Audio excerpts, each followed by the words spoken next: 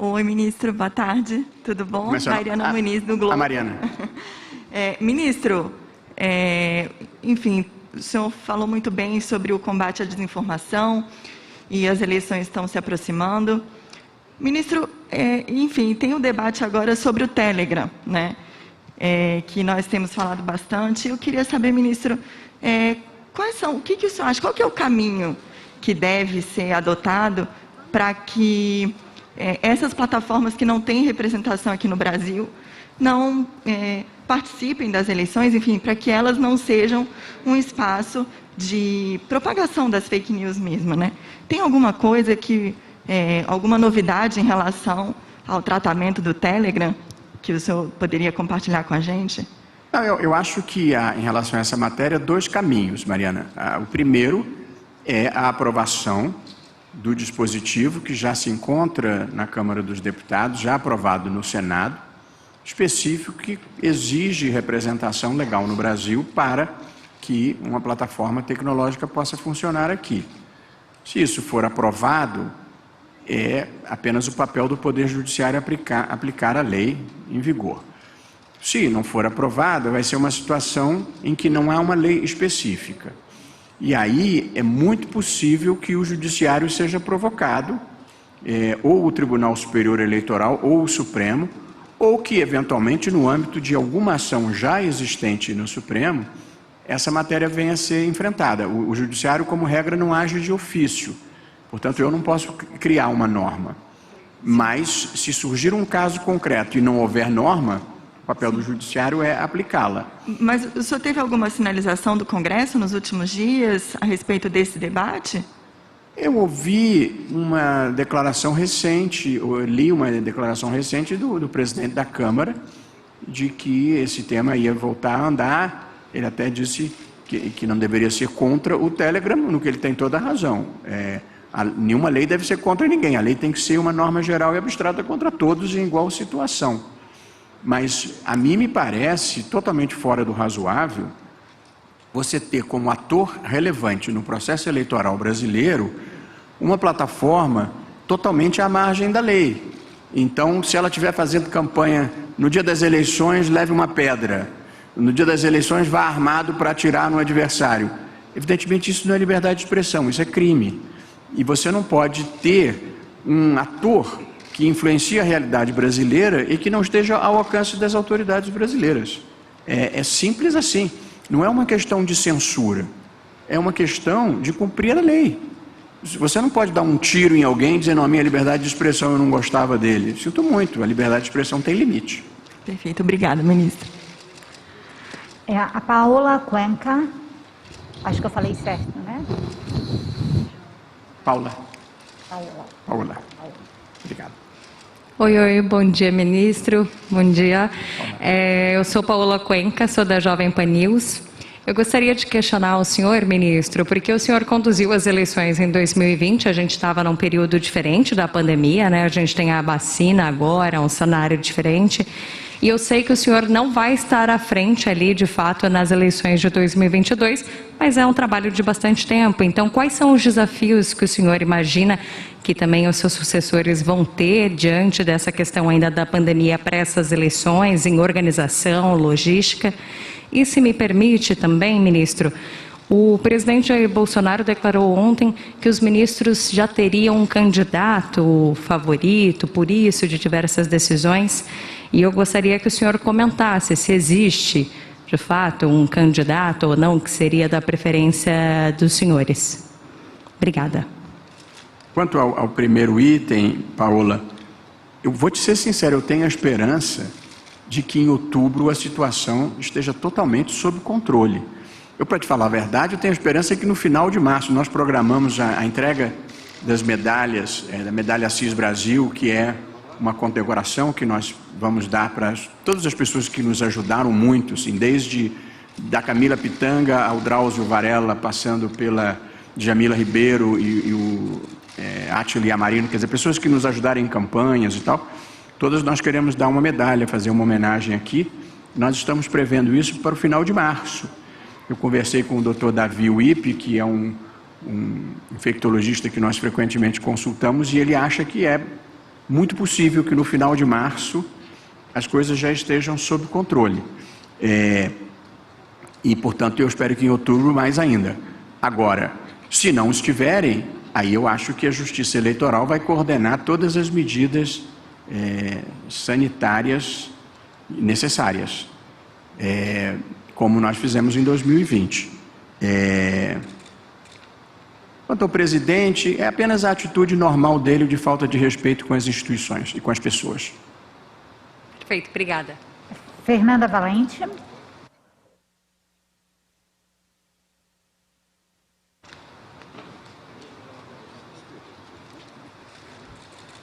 Bom dia, presidente.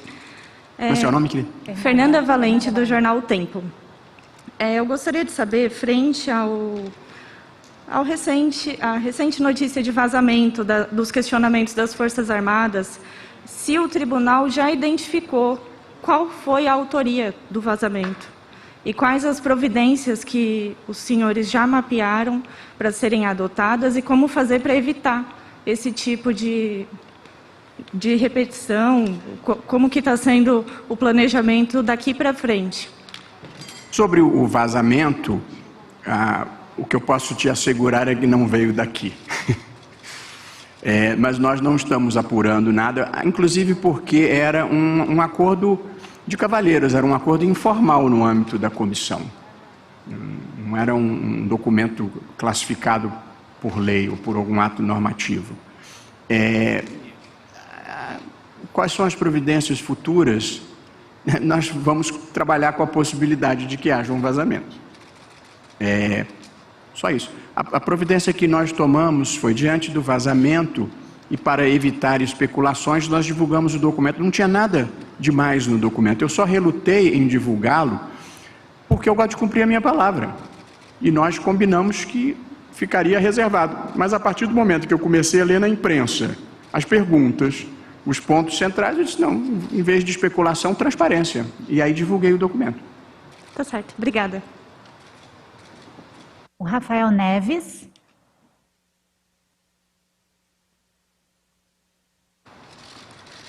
Olá, boa tarde, ministro. Rafael Neves, do UOL. Finalmente dei um rosto para você, Rafael, porque eu só li o seu nome. Pois é, a gente vinha se comunicando só por mensagem, né? Diga. É o seguinte, na terça passada, o TSE firmou acordos, né, com as plataformas digitais para combater desinformação no processo eleitoral e disparos em massa e essas outras práticas que têm sido recorrentes nas últimas eleições. Eu queria saber se essas medidas de abertura de canal de denúncia por parte das plataformas, elas são suficientes para que se chegue? Tem uma expectativa real de que haja menos prática de disparo em massa, menos prática de desinformação na eleição de 22 do que houve nas eleições passadas? Eu penso que sim, sobretudo na de 2018. A verdade, Rafael, é que nós vamos aprendendo. O mundo digital é um mundo relativamente novo.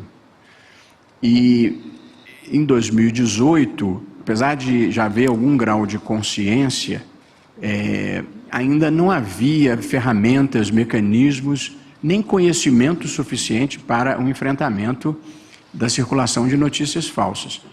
Hoje em dia, as próprias plataformas se tornaram muito mais cooperativas. E, portanto, você pode, inclusive por algoritmos, detectar onde há comportamentos inautênticos, que é o que mais nos preocupa. Porque, assim, uma pessoa dizer uma barbaridade tem uma gravidade relativamente pequena. O problema são os artifícios de amplificação daquela barbaridade. Portanto, o maior foco que nós colocamos é na contenção dos comportamentos inautênticos, de tentativa de multiplicação da mentira. E isso as empresas podem fazer por algoritmos, e nós estamos contando com essa parceria. Nas eleições de 2020, o WhatsApp derrubou, a nosso pedido, uma certa quantidade, mas por iniciativa própria, 360 mil contas. Portanto, nós contamos muito firmemente com a parceria das plataformas tecnológicas. E nós incluímos um conjunto de medidas nesses acordos, mas como eu bem disse na celebração, se nós tivermos novas ideias, a gente vai tentar incorporá-las. E aqui, Rafael, tem uma coisa que talvez seja importante distinguir. Uma coisa é você proteger a democracia e o sistema eleitoral contra acusações infundadas de fraudes. Essa é uma coisa. A outra coisa é a campanha política e a eventual troca de imprecações entre os candidatos. No tocante a essas, salvo quando violar os termos de uso das plataformas, o interessado vai ter que recorrer à Justiça Eleitoral. Nós temos, eu já inclusive designei 3 juízes que vão cuidar da propaganda eleitoral e de dar resposta imediata aos pedidos. São o ministro Carlos Mário Veloso Filho, a ministra Maria Cláudia Buchianeri e o ministro do STJ, Raul Araújo. Portanto, são 2 coisas diferentes: proteção da democracia e da integridade do sistema e propaganda política com abuso de linguagem ou com qualquer outro tipo de atitude inadequada. Essa, com frequência, vai depender de iniciativa da parte afetada, da parte interessada. Quer dizer, o tribunal não age de ofício no interesse dos candidatos, eles têm que pedir. Okay? Tá certo. Obrigado, ministro. Prazer, Rafael. Prazer. Wesley Galzo.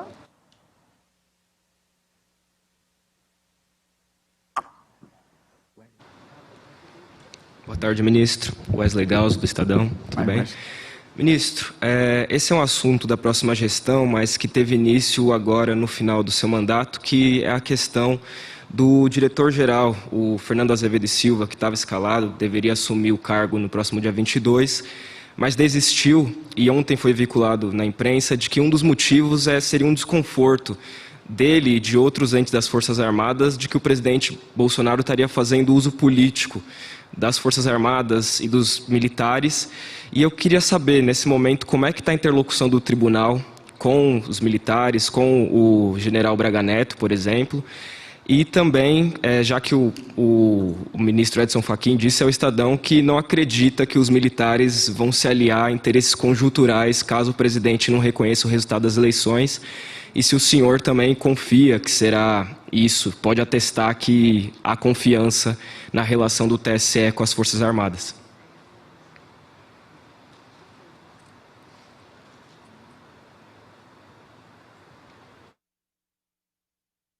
Veja, essa é uma indicação feita pelo ministro da Defesa, que, embora exerça alguma ascendência sobre os militares, é um cargo político de governo. Portanto, eu acho que é preciso não confundir governo com Forças Armadas.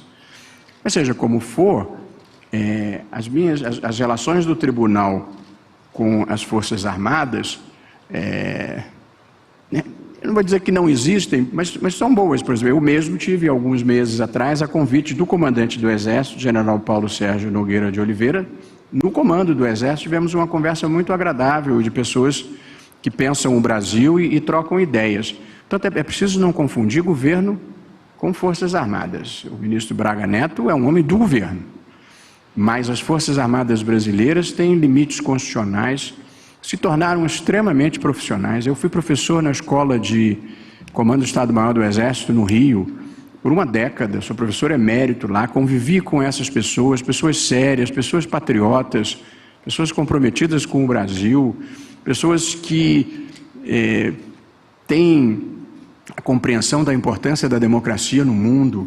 De modo que, sinceramente, não me passa pela cabeça que qualquer liderança militar no mundo de hoje queira voltar a um cenário da década de 60, da Guerra Fria, golpe de Estado. Não existe isso. Simplesmente, eu não acredito que nenhuma liderança militar verdadeira tenha esse tipo de cogitação.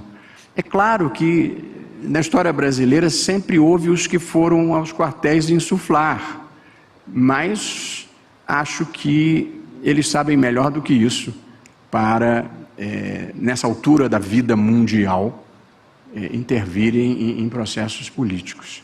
De modo que eu verdadeiramente não vejo um problema.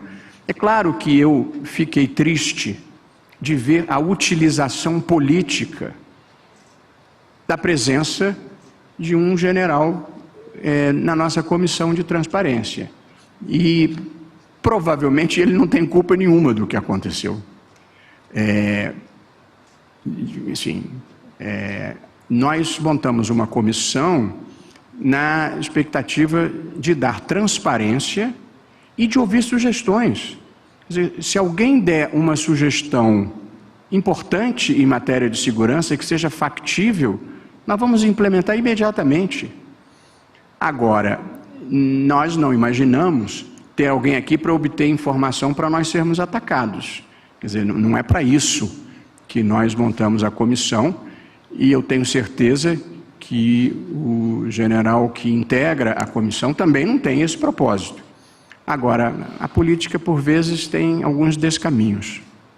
Perfeito. Obrigado, ministro. Olá, é Márcio Falcão. Nós temos, além do Márcio, nós temos mais 2 inscritos e a gente vai encerrar as inscrições das perguntas, ok, pessoal? Ei, Márcio. Não vejo você desde que começou a pandemia. Que isso.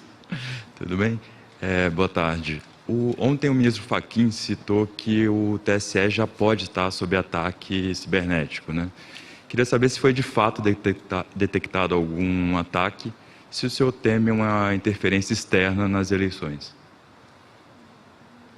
Que é muito possível que o tribunal esteja sob ataque, eu acho que qualquer órgão público pode estar sob ataque.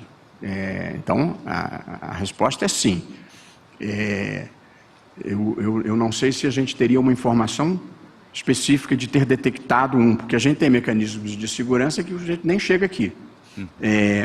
Então, eu vou consultar o nosso secretário de tecnologia, mas o que eu posso te dizer é que se tivesse alguma coisa relevante, eu saberia. Então, se eu não sei, é porque não houve.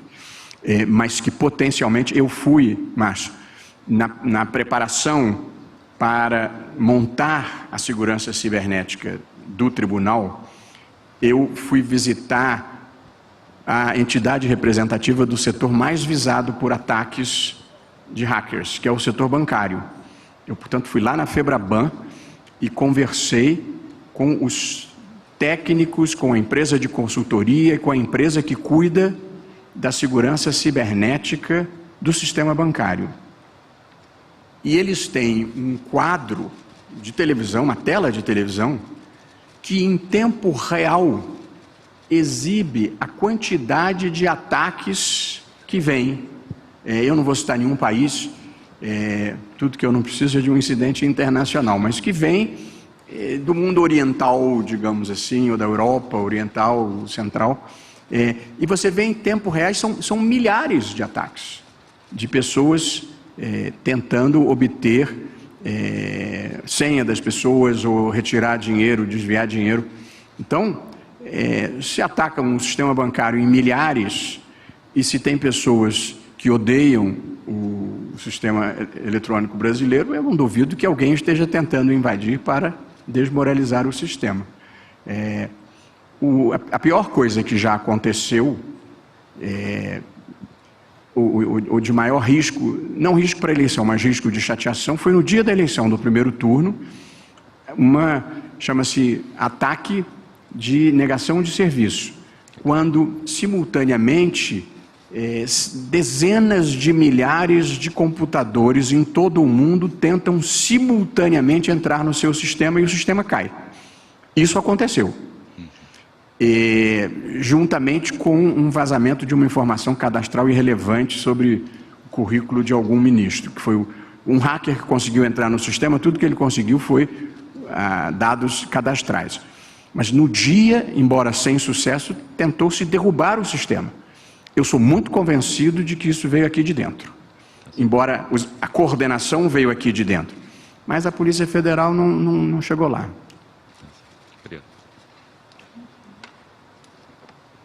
Ok.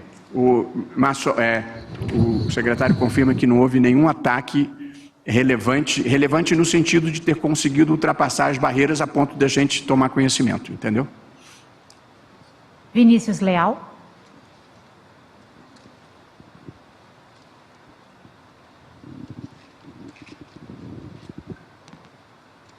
Vai, Vinícius. Olá, boa tarde, Gisele, boa tarde, ministro. Sobre a Qual é o questão... seu veículo, Vinícius? TV Globo, Vinícius Leal da TV Globo. E TV Globo News também. O problema é a máscara. Tudo bom?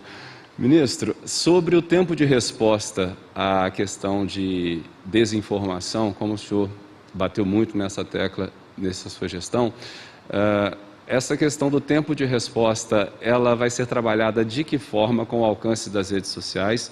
E a questão de pessoas que têm notoriedade, pessoas públicas e às vezes até que ocupam cargos públicos sendo autoras da disseminação aí das notícias falsas. O Brasil já precisa caminhar para alguma coisa mais forte, mais rígida a respeito, por exemplo, de autoridades que, pela notoriedade, têm um alcance forte ao divulgar desinformação, no caso das leis, mas também a justiça, numa visão ampla mesmo, não só da visão da justiça. Eu não consegui.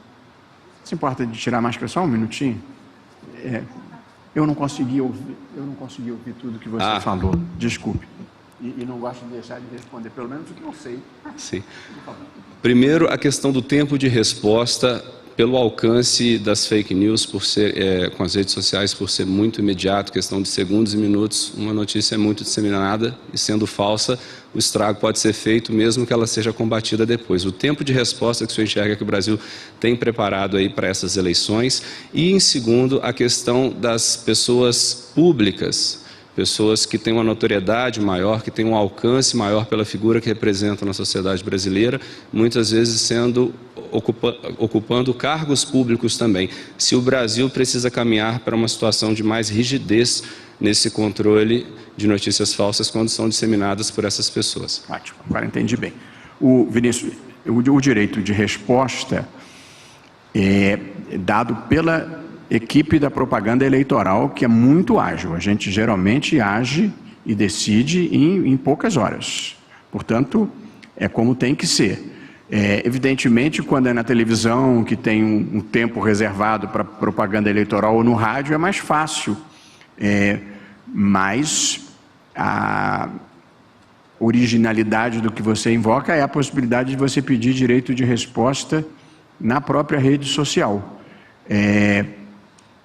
Vou deixar você sentar um minutinho, me deixa refletir para eu não responder irrefletidamente. A segunda parte, eu sou favorável à autorregulação das plataformas, mais do que a imposição estatal da interferência. Portanto, por exemplo, para usar só exemplos estrangeiros, o Facebook baniu o Trump, porque ele, uma pessoa pública, relevante, disseminava notícias falsas e anticientíficas ou passíveis de gerar violência. E o Facebook considerou que isso violava os termos de uso daquela plataforma. Portanto, eu tenho mais simpatia pelos modelos de autorregulação do que pelos modelos de intervenção estatal na liberdade de expressão, na liberdade...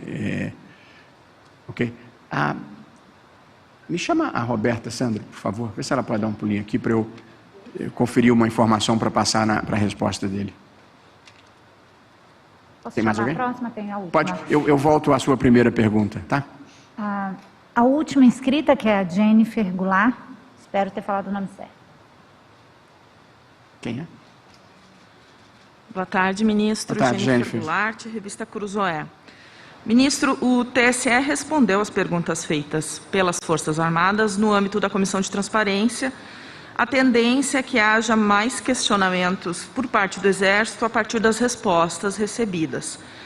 há um temor e como o tribunal se prepara para que esses questionamentos voltem a ser usados pelo presidente para corroborar suas teses conspiratórias contra o sistema eleitoral?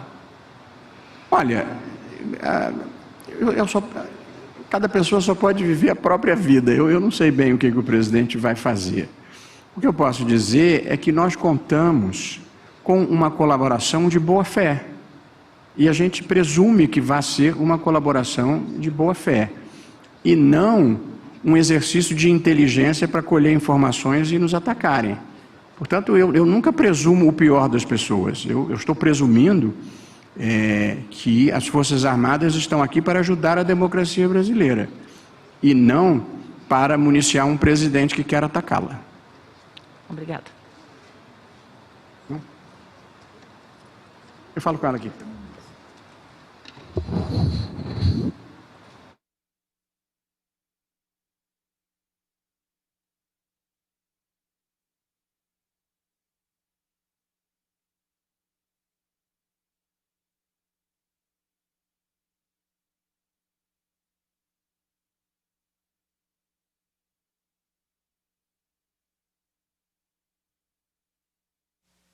Estava só confirmando, funciona da mesma forma. Portanto, se sair uma matéria falsa no Facebook que justifique o direito de resposta, a decisão judicial manda que no mesmo espaço seja colocada a retificação. Eu estava só confirmando se tinha alguma variação entre meios de comunicação tradicionais e a internet. Não tem, mesma lógica. Ok? Então, gente, está encerrada a coletiva. Agradecemos a presença de todas e todos. Boa tarde. Na verdade, eu queria também, eu já agradeci lá, mas eu queria dizer, porque é muito verdadeiro e muito sincero, eu sou um sujeito que me formei, eu não fui jornalista provavelmente porque não tinha competência, mas eu me formei no jornalismo, assim, ler jornais e revistas é uma parte muito importante da minha formação e da maneira como eu escrevo. E talvez a única virtude que eu mesmo me auto-reconheço é que é conseguir escrever com simplicidade, falar com simplicidade. E com o advento das mídias sociais, como vocês bem sabem, isso produziu um impacto sobre o modelo de negócio do jornalismo profissional. E isso é muito ruim. E eu acho que uma coisa que nós precisamos nos empenhar em todo o mundo é reocupar o espaço próprio do jornalismo profissional, ou seja, de profissionais que com técnica e ética fazem uma seleção dos fatos que acontecem na vida. O que tem acontecido no mundo, e não só no Brasil, mas no Brasil também, é que a falta desse espaço público criado pelo jornalismo, que é o espaço público em que as pessoas compartilham os fatos, mas divergem quanto às suas opiniões, diminuiu muito. E se ampliou muito o espaço das bolhas, em que as pessoas só ouvem os discursos que querem ouvir, e acaba que não há mais interlocução entre os grupos. Portanto, eu acho que nós temos que pensar mecanismos, inclusive de partilha de receitas com as mídias sociais, para reavivar o jornalismo. É preciso, no mundo, criar de novo um espaço público comum. Eu gosto de dar um exemplo, eu estive um pouco antes do Natal, andando na praia no Rio, que é um dos programas que eu gosto de fazer, com um amigo meu, um colega meu de faculdade, a quem eu quero bem. Ele era um homem, enfim, conservador, mas uma pessoa do bem. E ele dizia, mas você não leu que as vacinas são perigosíssimas, que o vice-presidente da Pfizer disse que daqui a 10 anos vai estar todo mundo doente, que não sei quantas crianças já morreram. Eu nunca ouvi falar disso. Quer dizer, as fontes de informação dele eram completamente diferentes das minhas. E quando as pessoas trabalham com fatos diferentes, não tem como você construir consensos. Portanto, a gente precisa restabelecer um espaço em que os fatos verdadeiros prevaleçam e as pessoas tenham as suas opiniões. Não dá para fazer isso com as bolhas das mídias sociais. Por isso que eu tenho essa posição de respeito e consideração pelo jornalismo, e acho que a gente nunca precisou tanto de jornalismo profissional como agora. Jornalismo plural, cada um com a sua opinião. Mas isso aqui é uma caneta. Não pode alguém dizer que isso aqui é um copo e tentar fazer isso prevalecer pela repetição continuada. Portanto, eu acho que vocês têm um papel muito importante numa certa recuperação do espaço democrático no mundo. Capacidade de separar fato de opinião, checar a veracidade dos fatos e, a partir daí, a gente conversa e cada um terá a opinião que quiser. Isso é para agradecer o trabalho de vocês, cumprimentar a todos, agradecer os que cobriram o Tribunal Superior Eleitoral durante a minha gestão, com grande correção. Eu procurei ser o mais transparente possível, aqui não temos nada a esconder. E sucesso, agora eu vou ter um período de tranquilidade até ser presidente do Supremo, portanto, sucesso e felicidades para vocês.